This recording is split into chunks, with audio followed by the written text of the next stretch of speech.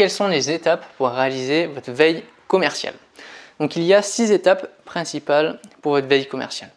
Première chose, déjà vous allez définir vos axes de recherche. Tout simplement, est-ce que vous voulez vous concentrer sur l'offre de produits, sur une étude du prix, sur une étude du consommateur? Donc il y a plein d'axes possibles de recherche. Deuxième point, vous allez rechercher bien sûr des sources d'informations. Alors vous allez peut-être utiliser justement Google Alert ou des flux RSS pour que ces informations elles viennent directement à vous, ou vous allez consulter de vous-même les sites spécialisés ou faire vos propres recherches. À vous de voir comment vous souhaitez faire votre veille commerciale. Vous pouvez bien sûr combiner les deux. Troisième point, vous allez bien sûr choisir la stratégie de récolte et de suivi de l'information. Est-ce que vous voulez que cette information elle vienne directement à vous grâce à des abonnements de newsletter, ou est-ce que vous allez rechercher votre information par vous-même? À vous de choisir la bonne stratégie en fonction de votre temps, de votre disponibilité justement, et de vos moyens bien sûr. Ensuite, une fois que vous aurez collecté ces informations, il va falloir bien sûr bien les trier, parce que vous allez recevoir beaucoup d'informations.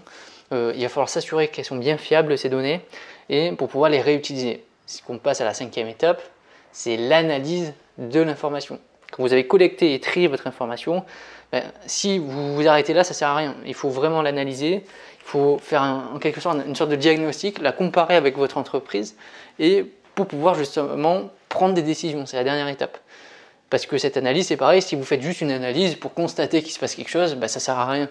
Ce qu'il faut faire, après, il faut agir, il faut prendre des décisions. Alors, soit des grosses décisions stratégiques, donc dans ce cas-là, on va se pencher sur une étude de concurrence un peu plus poussée, ou si c'est juste une veille commerciale, prendre des décisions rapides sur le terrain pour adapter son offre, pour adapter son prix, faire une opération de promotion ou une opération de fidélité, par exemple.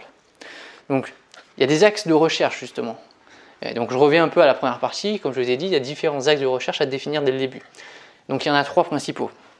Le premier axe de recherche, ça va être, on va se concentrer sur le consommateur.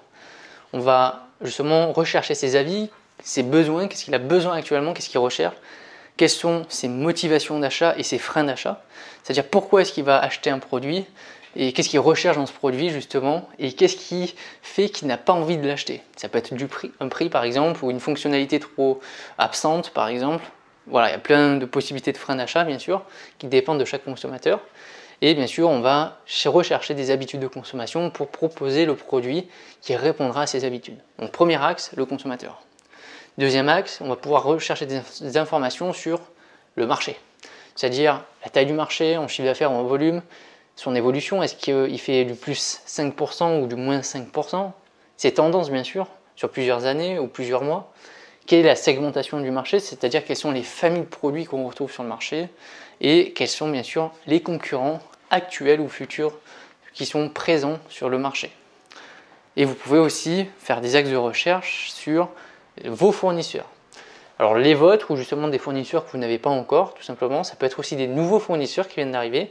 Il y a un nouveau fournisseur qui arrive en France, on va peut-être s'intéresser à ce qu'il propose. Peut-être qu'il propose des prix qui sont plus attractifs, peut-être qu'il a une nouvelle offre de produits, peut-être qu'il a des produits qui nous intéresseraient de vendre, ou peut-être qu'il a des conditions de vente qui sont plus intéressantes.